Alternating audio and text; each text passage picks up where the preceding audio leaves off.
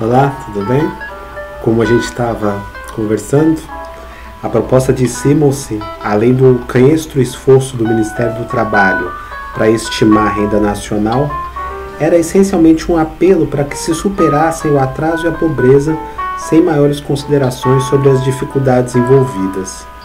Para isso, clamava pelo planejamento centralizado e pela industrialização liderada pelo Estado empresário. Apesar de carecer de um mínimo de sustentação analítica, estava plantada em sua essência a linha mestra do que viria a ser a vertente nacional desenvolvimentista do pensamento econômico brasileiro. Seus 4 pilares eram: 1. O planejamento central, 2. A industrialização através da ação direta do Estado empresário, 3. A economia fechada à competição externa, 4. O corporativismo. Por sua vez, o relatório de Goodin, além da crítica detalhada ao texto de Simonsen, traz uma proposta alternativa, liberal e mais elaborada, e cuja fundamentação analítica era a ortodoxia econômica da época. Seus 4 pilares alternativos, assim como os de Simonsen, também pautaram o nacional-desenvolvimentismo e se tornaram os alicerces do liberalismo econômico brasileiro ilustrado. Eram eles: 1. Regras e instituições que garantam o bom funcionamento do mercado. 2. Economia aberta ao comércio e aos investimentos internacionais. 3. Canalização da poupança para os investimentos produtivos através do mercado de capitais. 4. Estabilidade monetária e o controle da inflação. Tanto a desconsideração pela restrição orçamentária do Estado quanto a incompreensão dos problemas causados pela inflação, evidentes na proposta de Simonsen, tiveram uma longa sobrevida no nacional-desenvolvimentismo brasileiro. A preocupação com a estabilidade monetária e com o equilíbrio fiscal tornou-se exclusividade dos liberais e foi automaticamente tomada como sinal de conservadorismo. A argumentação de Goodin, não necessariamente na forma, mas na substância, resistiu ao teste do tempo e poderia ser integralmente subscrita por um economista de boa formação do início do século XXI. A sua ênfase na importância das instituições e da produtividade, na necessidade de investimentos em tecnologia e educação, no papel renovador da competição numa economia aberta, antecipou o que viria a se tornar a visão corrente a partir do final do século XX. A importância das instituições, durante muito tempo relegada a um segundo plano pela teoria do desenvolvimento econômico, tomou lugar de destaque depois dos estudos das últimas décadas, como as que deram o Prêmio Nobel de Ciências Econômicas a Douglas North e Daron Acemoglu e James Robson, cujo livro Why Nations Fail tornou-se um sucesso acadêmico e de público. A argumentação de Goodin na controvérsia de 1945, relida hoje, no início do século XXI, mostra-se surpreendentemente atual, muito à frente de seu tempo. A proposta de Simonsen tinha uma conotação social que não estava explícita na contraproposta de Goodin. Além da dicotomia esquerda e direita, a controvérsia entre Simonsen e Goodin é hoje um clássico da história das ideias. Como todo clássico, é menos lido do que são as referências a ele. Mas, quem se dá o trabalho de ir aos textos originais da controvérsia tem dificuldade para entender como a interpretação tão distorcida dos argumentos de Goodin pode ter se tornado a visão dominante.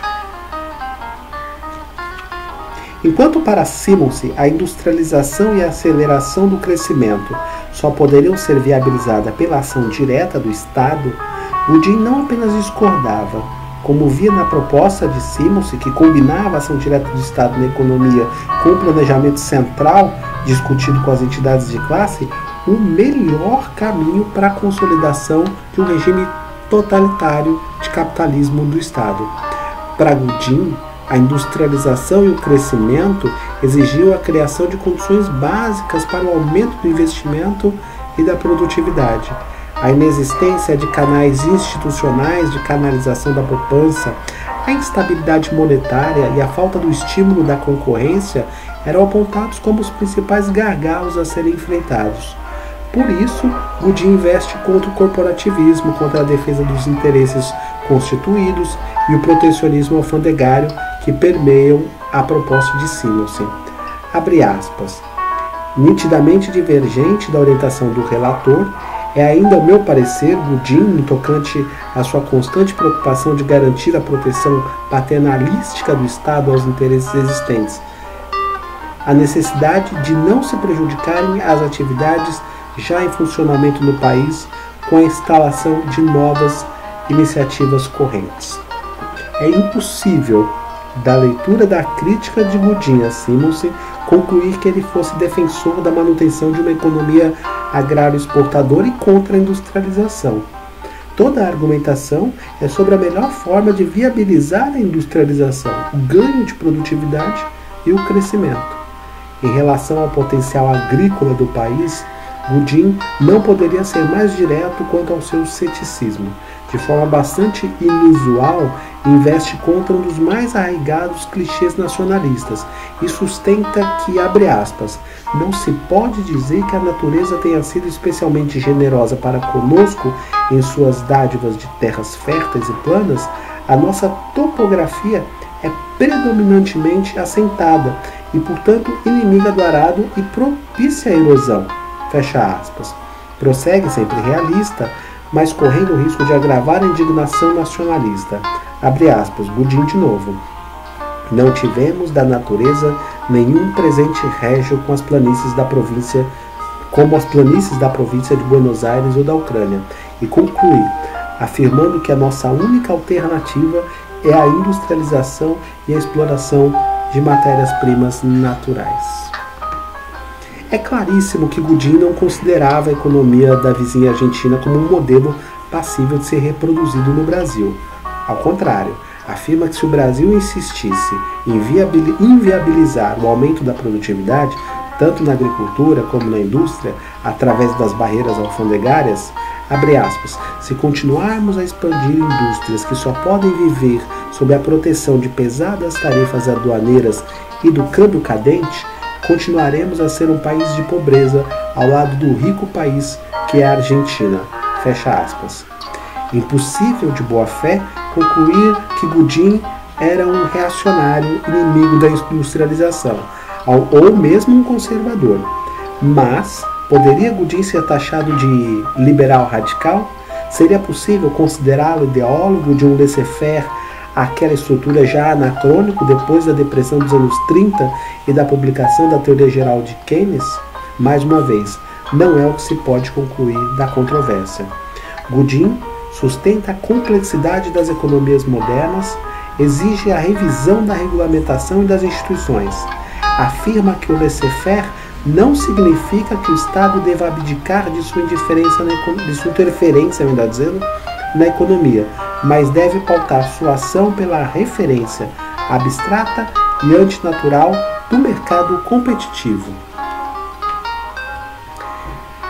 A essência da discordância entre eles era ideológica, mas uma discordância ideológica que não é passível de ser facilmente enquadrada na tradicional dicotomia entre direita e esquerda, entre conservadorismo e progressismo. Nem Goodin era um conservador, nem Simonsen um homem de esquerda. A visão corporativista e autoritária de Simonsen, inspirada em Mihail Manuelescu, autor de referência da época sobre a doutrina corporativista de organização do Estado, é que poderia ser considerada reacionária em 1945, diante da derrota do nazifascismo e do Estado Novo de Vargas. O que Goodin ataca na proposta de Simonsen não é seu elemento socialmente progressista, a preocupação de elevar o padrão de consumo, a educação e a qualidade de vida do brasileiro. Até aí estão de pleno acordo. Também não é a industrialização. Goodin nunca defendeu uma vocação agrária do país, como se tornou prevalente acreditar em certos círculos acadêmicos. A discordância ideológica da controvérsia é a que contrapõe, melhor dizendo, o liberalismo de Goodin à combinação de autoritarismo estatal e corporativismo de Simonsen. De toda forma, A vitória de Godin na controvérsia é incontestável. Seu tom, muitas vezes excessivamente irônico, até mesmo agressivo, especialmente em sua réplica à resposta de Simonsen, embora possa ter contribuído para o apelo da controvérsia, nos parece hoje desnecessário. Pode ter sido fruto de uma velha rixa pessoal entre notáveis, dado que eram todos os dois membros de uma pequena elite empresarial, descendentes de europeus, intelectuais cultos e intimamente ligados ao aparato burocrático do Estado Novo, pelo qual Godin parece ter desenvolvido uma especial antipatia. Godin recorre a seus melhores conhecimentos analíticos de economia para demonstrar os equívocos primários de Simonsen na matéria, o que lhe permite consolidar sua autoridade e prosseguir numa ordenada desconstrução da proposta de Simonsen. A demonstração de conhecimento do ferramental analítico da economia, especialmente se salpicada com algumas equações matemáticas, concede autoridade quase que imediata numa disputa com leigos na matéria. Por que, então, diante da vitória intelectual incontestável de Eugênio Godin nessa controvérsia seminal, a vitória no imaginário político e acadêmico brasileiro, nos corações e nas mentes, foi integralmente de Roberto Simonsen? Muitos fatores terão contribuído para isso, com o apelo emocional e político do voluntarismo de Simonsen em contraposição à racionalidade cética de Godin ou a elegância industrial progressista de Simonsen justaposta à falta de charme tecnocrática de Godin. Mas o ponto fundamental para o descrédito do liberalismo ilustrado de Godin foi a justificada preocupação com a inflação.